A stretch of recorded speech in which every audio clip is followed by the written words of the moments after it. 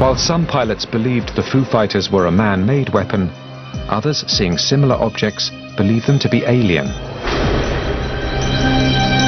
The British Ministry of Defence commissioned a report to research these balls of light. The Ministry of Defence investigation came to an intriguing conclusion that close proximity between these lights and human beings could actually have an effect on the human brain, to where it could cause us to hallucinate and potentially see visual imagery that actually wasn't really there. We're talking about phenomena like ball lightning, unidentified aerial lights, that in strict terms are UFOs, but they're not nuts and bolts spacecraft, and that was a thrust of the Ministry of Defence's report, that there's a real phenomenon that can adversely affect people's perceptions. In London, the British Ministry of Defence has been researching mystery lights for decades. Recently declassified documents confirm it. One of the reports states that they occur on a daily worldwide basis, and they exhibit aerodynamic characteristics well beyond those of any known aircraft or missile.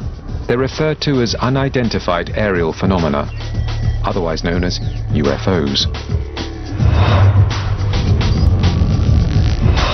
One of the most amazing encounters with an unidentified flying object takes place in 1957. It happens at England's Manston Air Force Base and involves US fighter pilots. The documents reveal the name of one of the fighter pilots, Milton Torres. Today, the retired pilot lives in Florida. He may be one of the only pilots to have engaged a UFO in direct combat. He's kept his story secret for decades, but now that his mission is declassified, he can tell the world what he witnessed. It was May 20th, 1957. The weather was solid from the ground up. I never saw anything. There was no stars to be seen because of so much weather. Lieutenant Torres and his wingman climbed to nearly 10,000 meters at full speed. And I stayed in afterburner. The target appears on his radar. This target was going back and forth. It was stopping, it was starting, it was just doing its thing, and we were going to shoot it down. The blip was huge. It was a return on my radar that was similar to what I would have if I was painting an aircraft carrier in the North Sea. The orders from ground control are crystal clear. Fire all you have at the target. I had no idea what was going on. This is probably the beginning of World War III.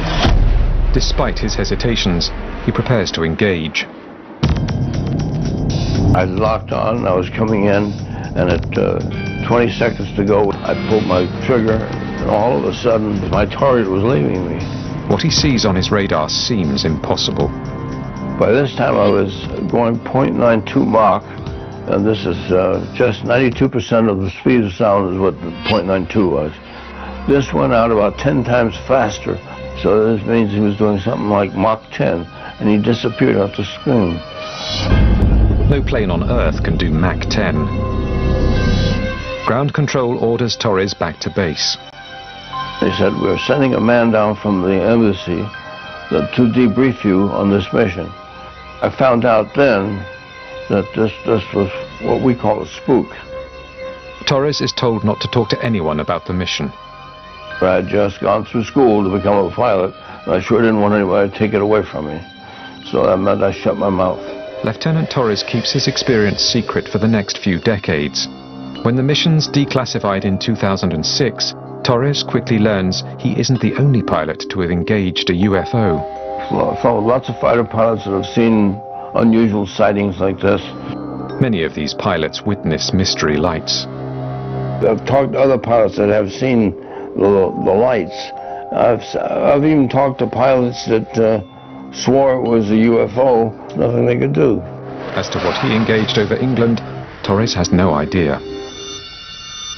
This thing was going so fast, it was beyond anything I could even think about. The same goes for the British government's research programme.